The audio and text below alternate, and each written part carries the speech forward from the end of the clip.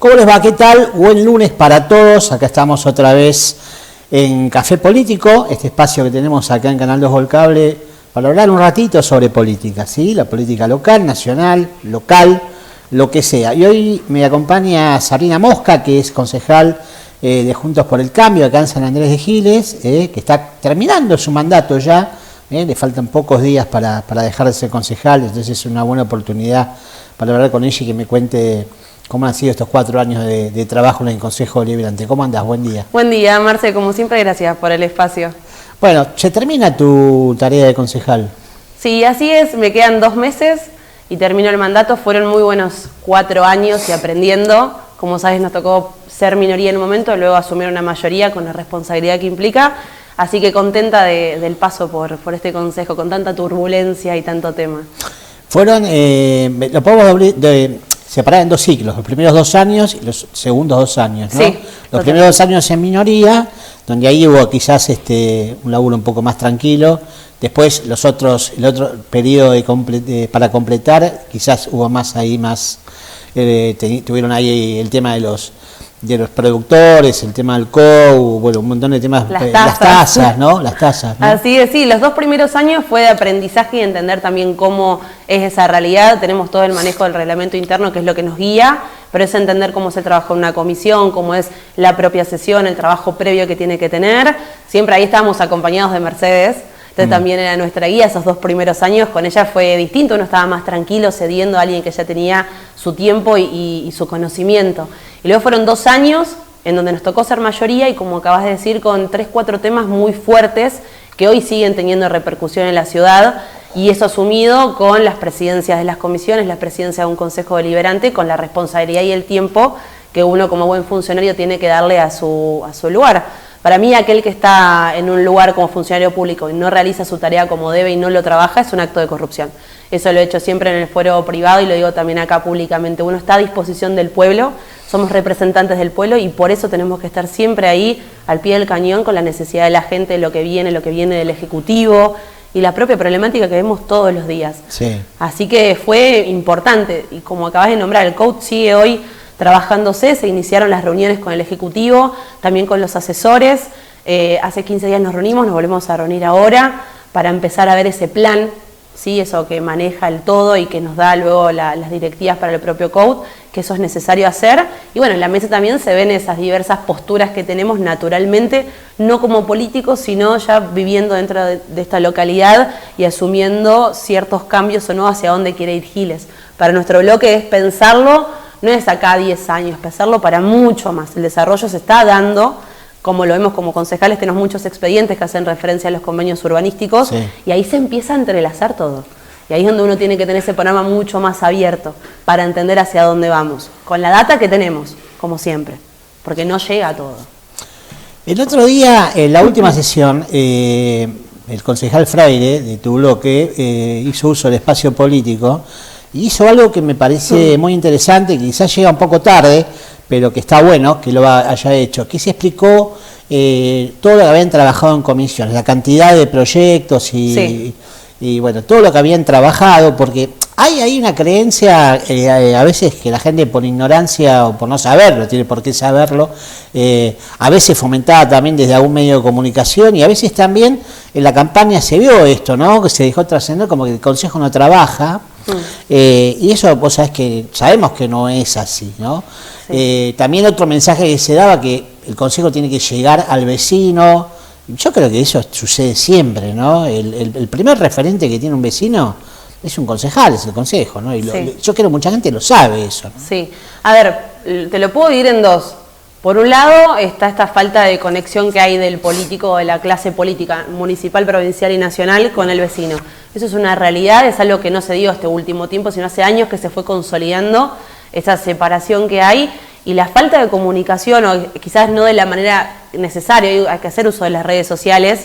Eso también afecta a que el otro crea que solamente nos reunimos cada 15 días y nada más. Eso es una realidad. Lo que hizo Damián, también coincido con vos, fue importante para dar claridad luego del uso de un minuto político que fue bastante disruptivo por la manera en que llevamos adelante. Y fue contar, como decimos siempre acá, ella le ha usado la frase, el hecho mata el relato. Claro. Lo que efectivamente se realiza mata aquello que cómo se presenta. Y es real, la mayor parte, te digo casi la totalidad, de los expedientes que entraban del Ejecutivo fueron resueltos. Se han hecho devoluciones de expedientes. El 90% dijo Fraile, por eso, ¿no? Fue un gran porcentaje. O sea, ¿para qué fue eso? Para marcar también que no estamos para romper con el Ejecutivo y no tener un diálogo. Y también entender que el proyecto que entra es en relación a un vecino. Nunca dejar eso de lado. Se trata de un vecino. Y una problemática vecinal también a veces con otros expedientes. Entonces, tener presente que más del 90-95% de los expedientes entraron del Ejecutivo fueron resueltos, generalmente de manera favorable, porque no faltaban elementos, porque estaban bien. Hemos corregido cosas dentro de las propias comisiones, porque para entender, tenés dos maneras. Aquello que entra del Departamento Ejecutivo, que es la municipalidad, por ejemplo, un convenio urbanístico o un proyecto de ordenanza o un aumento salarial, son expedientes que entran para ser revisados por el Consejo Deliberante. Y por el otro lado, lo que presentamos los concejales. ¿De dónde surgen esos proyectos? Y de la visita con el vecino, de que transitamos Giles, que estamos siempre con alguna actividad que estamos conociendo y conectados, y a partir de eso traemos la problemática al Consejo. ¿Qué sucede ahí? Se trabaja una comisión, puertas adentro y luego se expone, o directamente en el recinto, que es la parte que a mí más me gusta. Presentémoslo y debatamos, y que sea una charla abierta dentro del propio Consejo Deliberante. Además hay un error ahí, o un error malintencionado, que pienso yo. Se olvidan que el concejal es un vecino más. El concejal va al supermercado, va a la farmacia, Totalmente. va al médico, va al hospital, va, qué sé yo. Y ahí te cruzas con gente que sabe que sos concejal y te dice, che, Sabrina, vos sabés que en mi barrio pasa esto, ¿no? Pero no solo que somos vecinos y vivimos en esta localidad y nos criamos en esta localidad, sino que también esto es de carácter temporal. Y es aplicable para todos los concejales, Es ¿no? todos. Claro. Es todos. Todos transitamos, todos vivimos acá, e importante la palabra temporalidad. Estamos por un periodo de tiempo. Uno tiene que salir de ahí, o por lo menos fue nuestra forma de actuar, con la cabeza en alto, sabiendo que hicimos las cosas bien, defendiendo a los vecinos en lo que lo teníamos que defender y también estar ahí.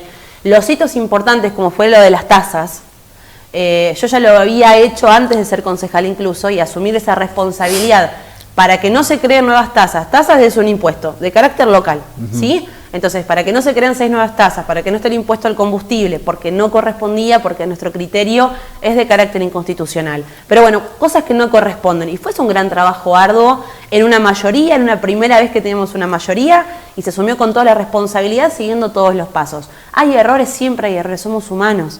No es que somos concejales y sabemos todo, pasan cosas.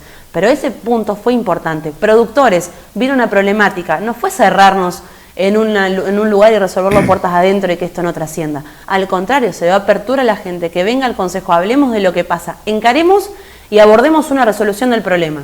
Y ahí también estuvo Mercedes, ya sin ser concejal, sino como asesora legal del cuerpo, y asesorando también a los vecinos que vinieron. Y dimos esa pauta. ¿Qué sucede hoy? La municipalidad, el departamento ejecutivo, va a la justicia y le dice, señor juez, acá tenemos un conflicto de poderes. La Corte Suprema dijo, no, acá no hay un conflicto, usted lo podría haber vetado y no lo vetó. No hay un conflicto entre usted y el Poder Legislativo. Y en el medio, esto que acabas de decir, de acordarnos que son vecinos, y somos todos vecinos que transitamos esta ciudad, nos olvidamos del productor, que es un elemento, un factor importante dentro de nuestra localidad. Es fuente de trabajo, es una de las actividades principales que tenemos en San Andrés de Giles. Entonces nos damos vuelta y queremos resolverlo por dentro, vamos a la justicia, y como no salió favorable no hacemos nada, hay un registro. Y también hubo conflicto con la apertura del registro de los productores para este derecho adquirido. Claro, eso dijo Freire, ¿no? Que se abrió hace creo que una semana y media atrás y el acta era de mayo. Claro, con una fecha errónea. Habrá sido un acto voluntario, involuntario, no corresponde a mí porque yo no estuve en ese momento, pero estamos hablando de una apertura de un registro importante, obligatorio por una ordenanza es una ley, y una fecha modificada. Y eso nos alertaron los propios productores que se fueron a inscribir. Eso es lo que tiene que haber, la conexión directa con el vecino, aquel que tiene un conflicto o una idea o una propuesta, bienvenido sea, llegan por notas varias propuestas. Hoy, lamentablemente, las propuestas que vienen es arreglame esta calle, pedí que se arregle tal otra, bueno, claro, falta luz en la localidad, sí, pasa tal cosa en el hospital. Lo cotidiano, claro. Lo cotidiano, las cosas básicas que uno tiene que gestionar para un San Andrés de Giles bien. Estamos hablando, transitar por una calle que esté en condiciones, tener luz en ese lugar, y todo lo que es el área de salud es el primer lugar a donde todos vamos a acudir ante una primera emergencia. Yo nunca estoy en contra del trabajador que hacen lo que pueden con lo que tienen. Y son grandiosos, porque mantener ese hospital hoy se hace solamente por los trabajadores, de la gente de la cocina, limpieza, hasta el último médico que está ahí adentro. El tema es las condiciones laborales, la falta de aumento. Entonces esas cosas también hacen dignificar a ese trabajador y también las condiciones de que está hoy el hospital. Venimos, acuérdate, de una rendición de cuentas que no aprobamos, claro. Y uno de los puntos clave es esa gran deuda que estaba en el hospital. Y hoy, bueno, estamos esperando todavía el fallo del Tribunal de Cuentas por una primera resolución solicitando consultas y documentación para poder respaldar ese acto de defensa que uno tiene, que también se da en estos actos administrativos. Bueno, estamos esperando ver eso también. Pero acá no se habla de ir en contra de un intendente, claro, porque ahí sino hubo a favor de una localidad. Esa rendición de cuentas que ustedes no aprobaron y que tiene algunas cuestiones que tiene que aclarar el municipio, eso dio pie a que el Tribunal de Cuentas le reclame, ¿no? A ver, lo hace siempre el tribunal. Lo que pasa es cuando un consejo se planta y dice que no, y no fue por un capricho, sino por cuestiones básicas de números y de principios no funcionaba, lo que hace uno es levantar el velo. El levantar y es tribunal, acá está pasando esto. Claramente el trabajo es excelente y es mucho más meticuloso una vez que un consejo, un grupo de personas dice, acá está pasando algo o pasó algo. Lo que hicimos fue levantar el velo y es, señor tribunal, analice que acá están pasando estas cosas. Dicho y hecho, que ha trascendido también en notas, a ver, todavía no está el fallo, por lo cual responsabilidades a mí no me toca venir a comunicar, vendré en el momento que tengamos el fallo del tribunal. Si no, hubo ciertos elementos que va a ser complejo poder ir para atrás, pero que hablan de este desequilibrio fiscal que tenemos, de que estamos en negativo. Somos un municipio independiente de la provincia de Buenos Aires, no tenemos recaudación propia, volvemos a las tasas, las notificaciones que se hacen para poder cobrarlo, que tenemos un bajo índice de cobrabilidad, que también afecta a la prestación del servicio, no son válidas. Entonces hay un montón de puntos. Lo mismo del hospital va a ser muy complejo lo que sucede ahí para que lo puedan revertir. Y no vengo acá marcando, Miguel, estás mal. Lo que estamos prestando está en una situación de peligro. Municipio, estamos en peligro. Eso es el acto. Siempre estuvimos a disposición del Ejecutivo, hemos convocado a funcionarios. Nos ha pasado de estar en el Consejo esperando una hora un funcionario y después se había traspapelado una comunicación. Esas cosas no deben ocurrir, porque estamos hablando de tratar temas que corresponden a la gente y al vecino. Y estamos nosotros después ahí. ¿Y por qué pensás que se los acusa a ustedes de oponerse o de ser un palos en la rueda o no dejar A ver, yo no... Lo dijo Fraile el otro día. Lo que dijo Damián, yo creo que es una movida política. Porque cuando vengo con el número, como bien dijiste, más del 90% de las cosas las aprobamos, y después la cantidad de proyectos de ordenanza y de comunicaciones que hicimos ahí siempre van a favor del Ejecutivo o tener información. Yo creo que cuando no sabemos manejar, estar en situación de minoría, que es donde uno tiene que hacer política y gestionar, suele muy complejo que uno ve que el otro impone. Sí. Y en realidad no, nosotros somos muy legalistas.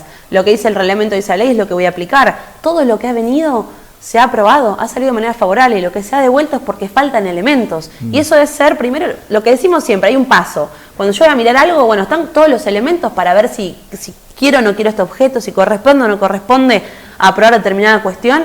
Bueno, si no tengo todos los elementos, me faltan cosas para poder tener un criterio. Las cosas que se devolvieron, que no deberían llegar hacia el Consejo, fue por eso. Ahora, más del 90% de las cosas se aprobaron. Claro, bueno, el dato mata relato, ¿no? Claro, el dato mata relato. El estar enojados, entre comillas, porque no aprobamos el que está más caro, el combustible en Giles, se trata de un criterio legalista y también de entender que vamos a perjudicar a aquel que es dueño propietario de una estación y también a todo aquel que pasa, a todos los vecinos. Lo había hablado acá, que lo había pasado. Al que cargamos nafta también. Al que carga nafta, al que le pone su combustible a al elemento de trabajo, al que va a cortar el pasto. Esto afecta a todos, hace que también se aumente luego el servicio que voy a prestar. Hay que pensarlo en cadena. Yo creo que la diferencia que tenemos de criterios de cómo creemos que hay que gestionar, estando del otro lado, es que evidencia eso. Nuestra perspectiva siempre es a futuro, pensarlo a largo plazo y tener en cuenta siempre al otro. Me quedé con lo que dijiste de la comunicación, ¿no? Sí. Hay que ver cómo se informa la gente, por dónde se informa. Y además, hoy estamos en épocas donde la gente consume lo que quiere, lo que le interesa, ¿no? Totalmente. Y yo creo que consumir cuestiones de un consejo deliberante debe ser aburrido y que a mucha gente le debe interesar, ¿no? Sí, a ver, entonces, ¿cómo llegar ahí, no? ¿Cómo llegamos ahí? Saber que las sesiones son cada 15 días, son abiertas, son públicas. Ahora, entiendo que no querés estar ahí escuchando nadie va a ir a la lecturas y universidad. nada. Oh. ¿Qué es lo que falta para mí? Una buena comunicación. Esto es un mea culpa que estamos acostumbrados a hacer. Ha faltado que nosotros bajemos también a comunicar aquello que se hace. Hay gente que lo puede ver como publicidad, hay otros sectores políticos que lo hacen muy bien, es aprender de poder dar a conocer aquello que realizamos, porque también es una obligación que tenemos, Sí. el comunicar aquello que realizamos, porque yo te puedo decir, mira, en la semana voy todos los días, voy mañana, voy a la tarde y resuelvo, pero también afuera no es cada 15 días que es lo que se ve, y eso hay que hacer o me da culpa. Más allá que estamos todos, y cuando estoy en el súper hablamos con un vecino, estoy haciendo actividad física y me vienen con otra situación, falta para mí eso como clase política, entender que tenemos que bajar ese dato y darlo a conocer porque es una obligación. Aquello que hago estamos obligados también a dar publicidad. Y el acto de solamente poner el orden del día o comunicar así no es muy amigable. Como escuchar la sesión. Yo entiendo que es denso, que es mucha lectura y que después viene ese ratito de poder discutir con el otro. Bueno. Aparte, bueno, hay poco debate, eso es cierto. Al haber una preparatoria hay poco debate. Sí. Quizás a la gente por ahí le interese más o le divierta más eso que otra cosa, ¿no? A ver, sí, la previa, que es lo que se hace en labores, es acuerdo para poder llevar en orden la sesión, ¿no? Sí, que eso bien. es importante. Ahora, entiendo el que falta la discusión. Hay mucha discusión dentro del marco de las comisiones también, porque ahí uno agarra la documentación, traemos a los del Ejecutivo o al propio vecino y luego también se da a conocer eso que hicimos. Pero es real. Es eso, yo después de los 4 años del mandato me quedo con estas cuestiones, que hay que mejorar la publicidad y lo que realizamos dentro del Consejo para que el vecino conozca lo que hacemos, no para que sepan, estoy tranquila, sino es, vecino, estamos haciendo esto, ¿estás de acuerdo con que hagamos esto? ¿Fuimos por un buen camino? ¿Hay que modificar algo? Eso tiene que estar esa comunicación constante. Y la otra sí, que habría que llevar mayor debate. Yo creo que con la nueva camada va a haber más debate también. ¿Sí? Para mí sí, porque son estas cosas que uno también le deja la posta al otro. Para mí es una cuestión de equipos. Yo hoy me voy, pero quienes entran van a representar, Diego y Mercedes van a representar muy bien a aquellos que nos vamos. Yo creo que ahí también viene. Mere, para mí eso va a ser un buen elemento dentro del Consejo. Antes de decirte chau y gracias por haber venido, salí un poco de la concejalía, de ponerte como vecina. ¿Cómo ves la ciudad? ¿Cómo ves la vida cotidiana de San Andrés de Giles hoy? Lo veo complicado. Siento que ha cambiado un montón. Yo me fui un tiempo a estudiar y luego volví porque es el lugar donde me gusta estar. Como dice nuestro lema, es real. Sí, claro. Es el lugar donde me gusta estar.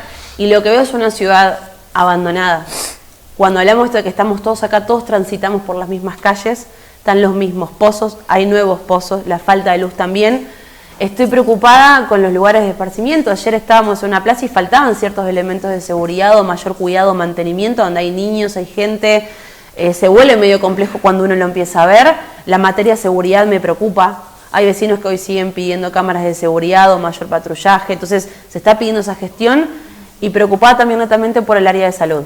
Para mí es importante, la manera en que yo lo veo como vecina, es la prevención.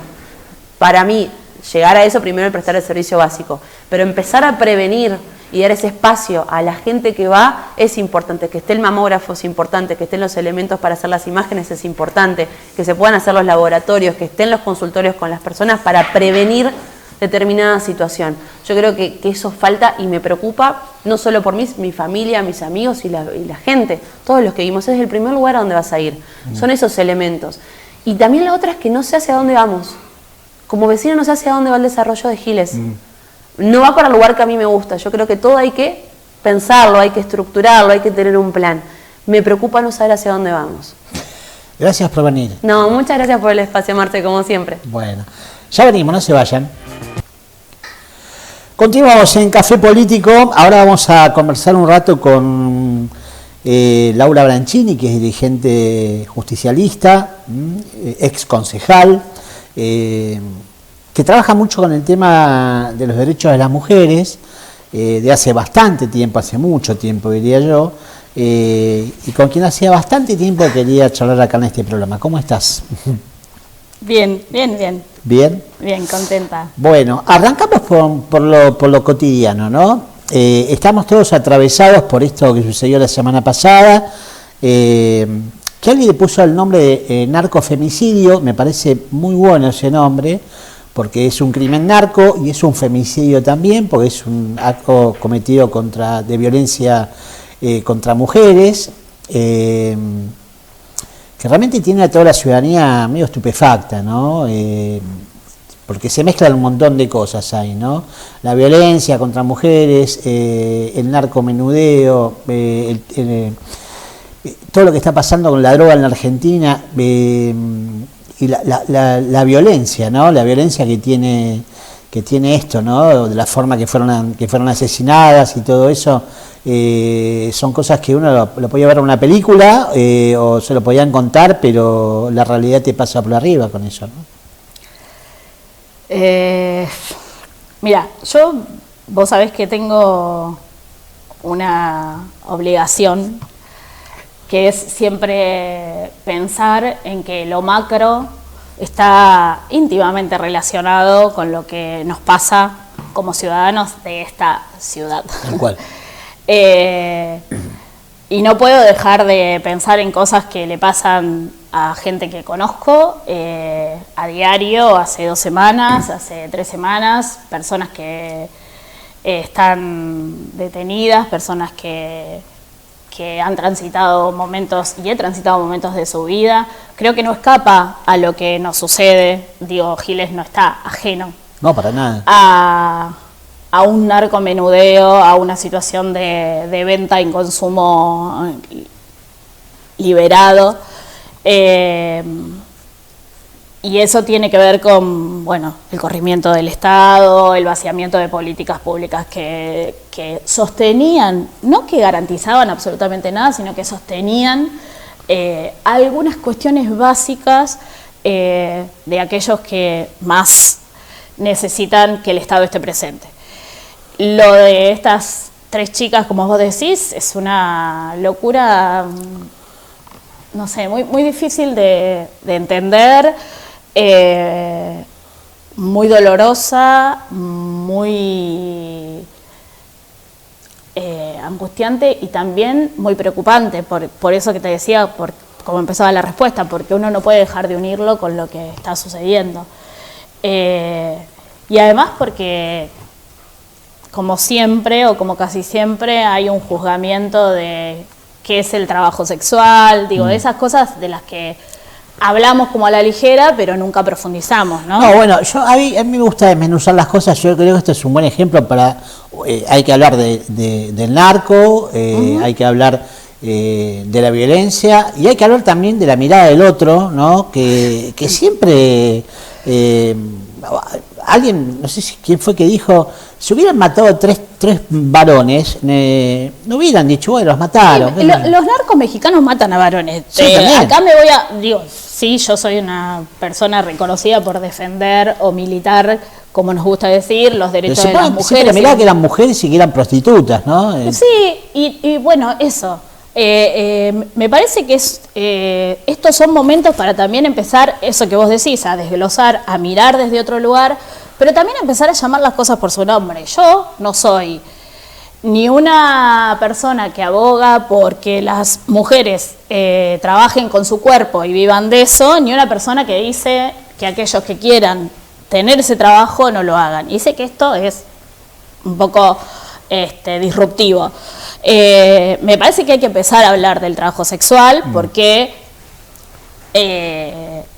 el trabajo sexual es un trabajo que existe desde siempre y hay gente que decide y define trabajar de eso, y entonces hay que encontrarle una legislación, y entonces hay que empezar a dejar de mirarlo con una mirada crítica y empezar a hablar de eso como la decisión de un trabajo, la forma de un trabajo de una persona. Ahora, después podés ir más profundo y decir, ¿qué hace una piba de 15 años trabajando de eso? Hay una realidad que nosotros venimos viendo hace un montón de tiempo, y no porque seamos feministas o no porque seamos militantes peronistas o no porque defendamos a las mujeres.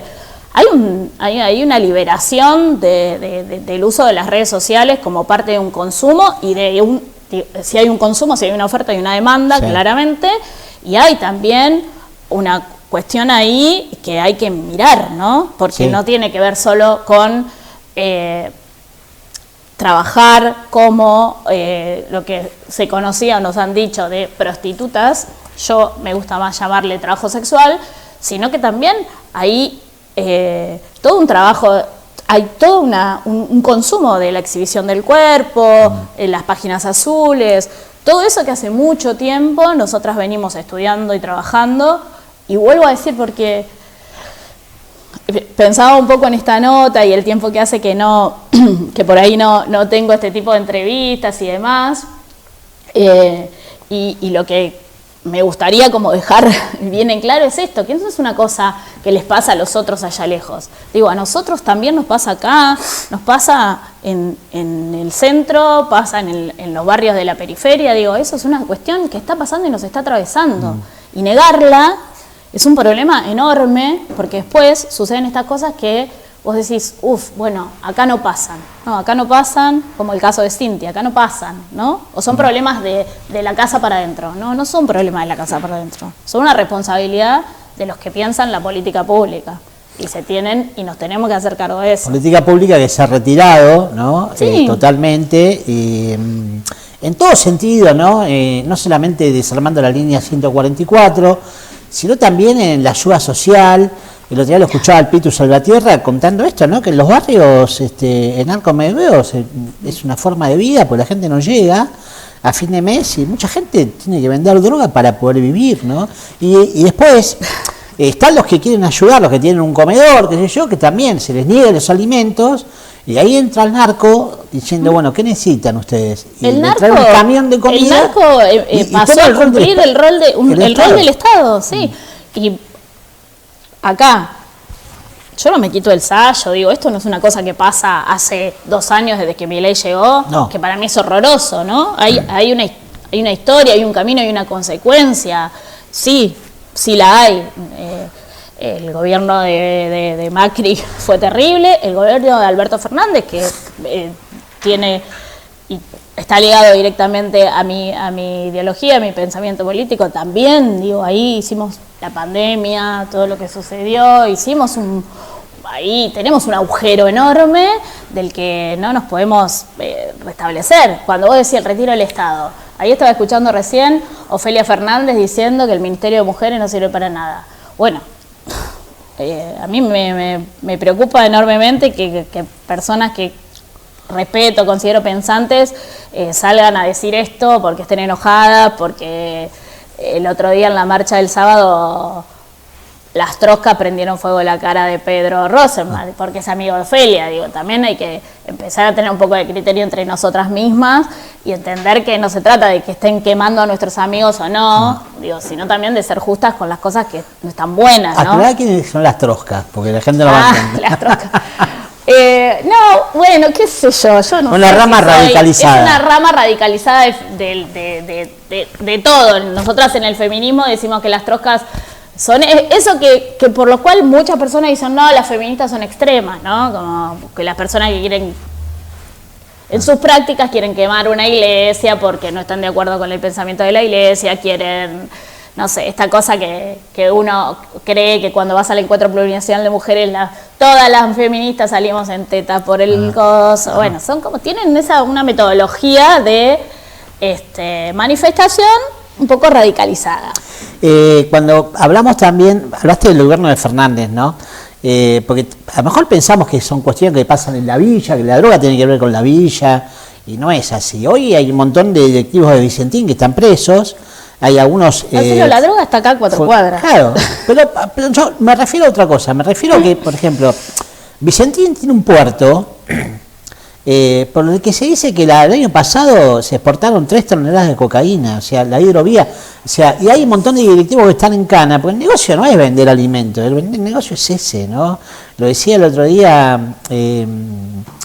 en una radio, que no me acuerdo si fue Nancy Pasos, 1 kilo de cocaína puesto en la frontera de Bolivia vale $1.000, si lo cruzás a Argentina vale 3.000, cruzando el río, ¿Sí? Lo traes a Buenos Aires y vale 5.000, lo pones en una valija, lo llevas a España, vale 35.000, y si de España lo podés llevar a China, donde no hay narcotráfico porque te cuelgan, ¿no? Vale 200.000. Mirá lo que es el negocio de la droga, ¿no? Entonces, no solamente está el narcomodelo, la señora que vende unas tizas de cocaína para poder llegar a fin de mes, sino están los grandes empresarios, los grandes tipos que vos no sabés quiénes son, que manejan este tipo de embarques y que son los que distribuyen, ¿no? Argentina no es un país productor de droga, nunca lo fue, es un país distribuidor, pero lo que pasa es que la distribución ahora acá ha crecido exponencialmente, ¿no? No, y por ahí como vos decís, hay en todos lados, digo, acá también, ¿no? Eso, claro, yo digo, la droga, a ver, vuelvo un poco a cómo iniciamos esta entrevista. La droga, el trabajo sexual está acá a 4 cuadras, las pibas que venden contenido por OnlyFans están acá a 4 cuadras. Sí. Eso, digo, eso nos pasa, nos atraviesa. Dejemos de pensar que somos un lugar en donde hay cosas que no pasan, porque vuelvo a decir, después suceden situaciones que son gravísimas, que nos destrozan como sociedad o que nos impactan mucho, decimos, uy, Giles era un pueblo. Eso no sucede, no es más así. No. Sí vivimos una realidad distinta, pero no estamos ajenos a esto. El tema es que lamentablemente tienen que descuartizar a 3 pibas para que hablemos de que esas pibas no tienen dónde ir, que el Estado se retiró para bancarlas y sostenerlas. Quizás que las pibas terminan siendo quienes sostienen el hogar. Hablar del trabajo sexual, hablar de la venta de contenido.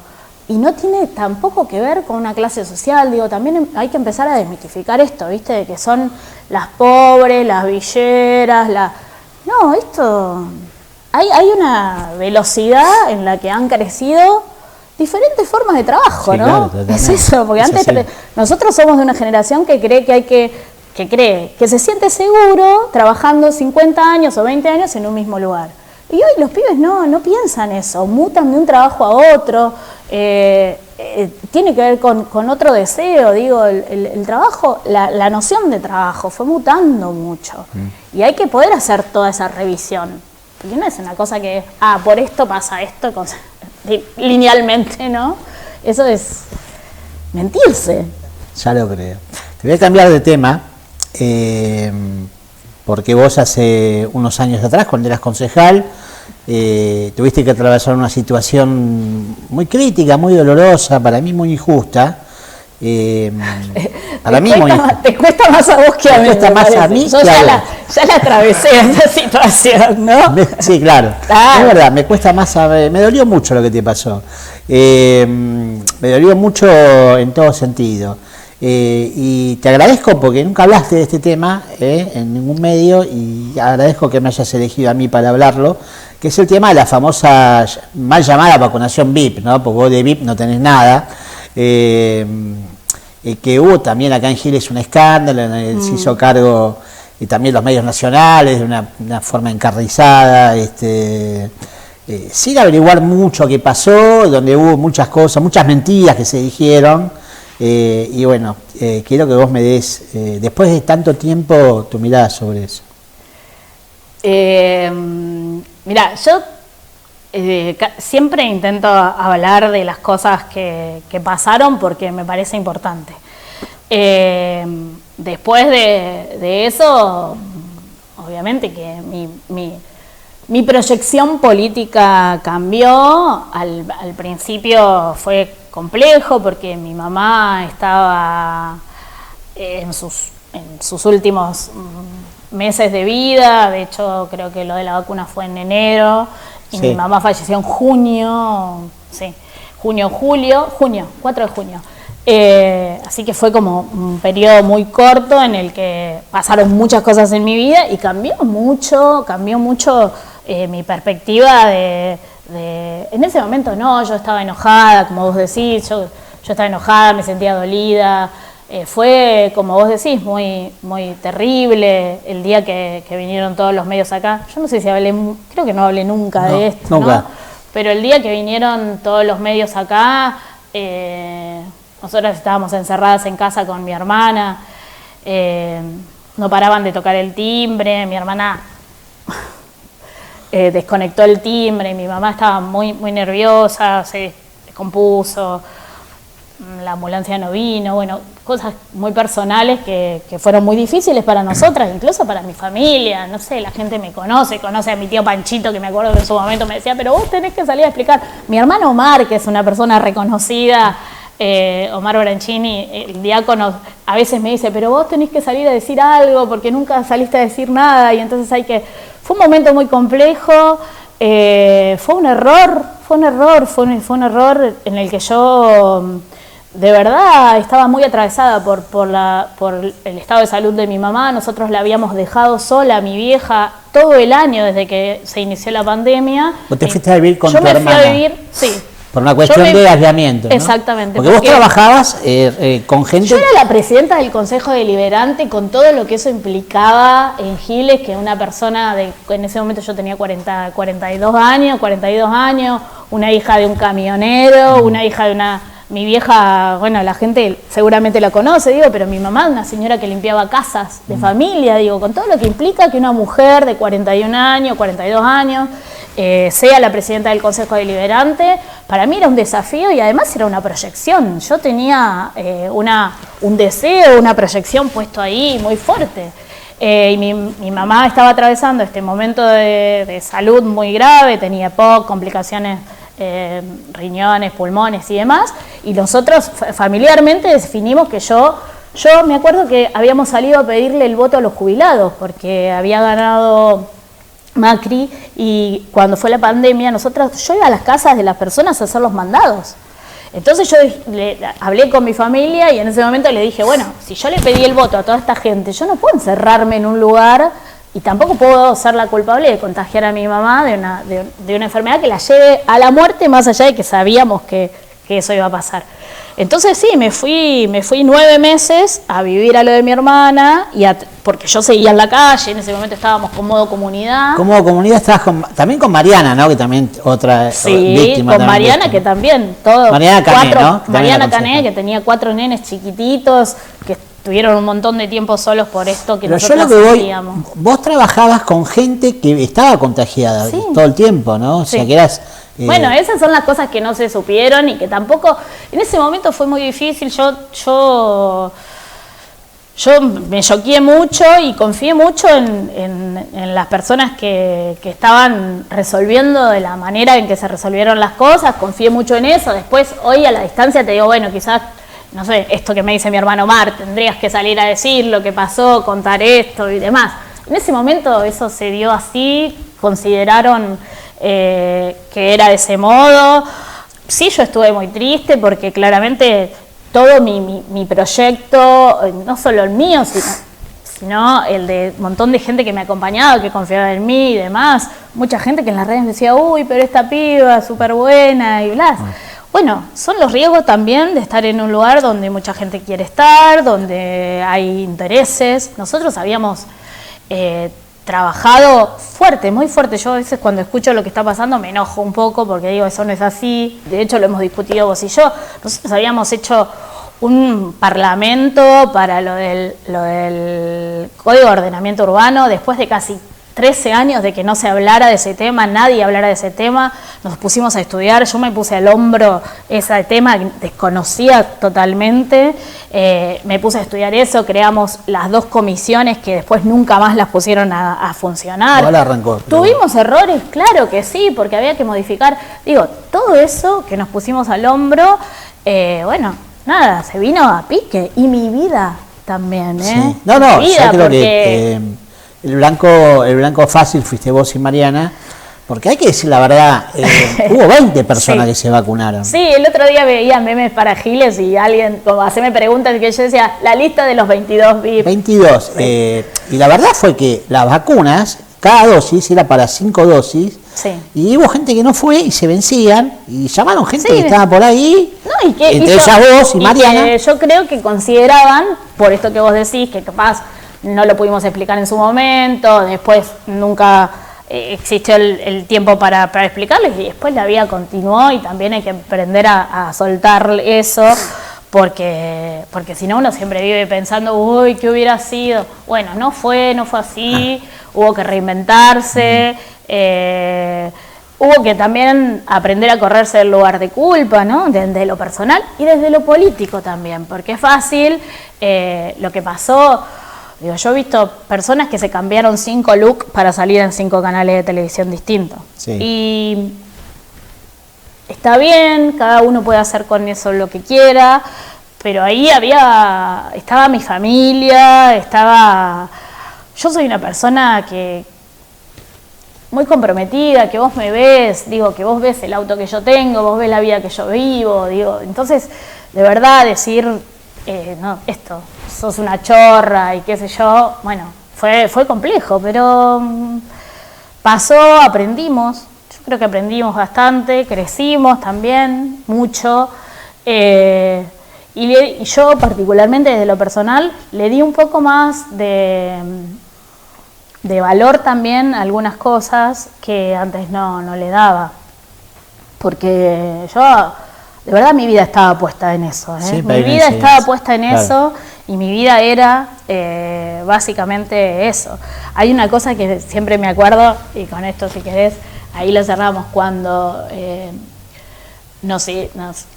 bueno, salimos con una carta, no sé si te acordás, salimos con una carta diciendo que nos disculpábamos, que había sido un error y demás. Sí, me acuerdo. Mi mamá estaba en la cama y me dice, decile a Cané, mi mamá le decía a Cané, a Mariana, decile a Cané que venga, que me lea. Bueno, Mariana le lee la carta a mi mamá y mi vieja se pone a llorar y me dice, bueno, ahora lee tu carta. Leo mi carta, mi mamá usaba pañales y no quería usar esos pañales, pues no le gustaba, qué sé yo. Y habíamos conseguido que empezara a usar los Plenitud, que son como bombachitas. Y entonces, bueno, le leo mi carta yo y me mira y me dice, uy, ahora que conseguimos comprar los Plenitud, ¿cómo vamos a hacer? No tenés más trabajo con eso. Mi amor de mi corazón, ¿viste? Entonces yo le digo, bueno, no sé cómo fue ahí. Nos reímos y lloramos. Ese fue como un momento muy impactante que siempre recordamos, porque ella estaba muy preocupada por cómo Mariana le iba a dar de comer a sus hijos y cómo nosotros íbamos a poder comprar las bombachas esas que había conseguido usar. Fue muy difícil, sí. Hoy nos reímos, digo, la gente que me conoce sabe que fue complejo, pero bueno, nada, acá estamos. Nadie desaparece antes del tiempo, ¿no? Ni no se puede recuperar de algo así, es injusto, claramente. Después uno empieza a leer cosas que pasaron entre líneas. Ya está, todos perdonados y ¿Están todos perdonados? ¿Están todos perdonados? Sí, yo pedí disculpas, vuelvo a pedir disculpas cada vez que puedo y que alguien me lo recuerda o me lo dice. Sí. A ver, yo tenía un vínculo con algunas personas que después hicieron uso político de eso, personas con las que no me sentaría a compartir cosas que antes compartía, pero sí, saldado. Gracias por venir. Sabés que para mí es muy importante que hoy estés acá. Bueno, muchas gracias. Bien, con ustedes nos encontramos el lunes que viene.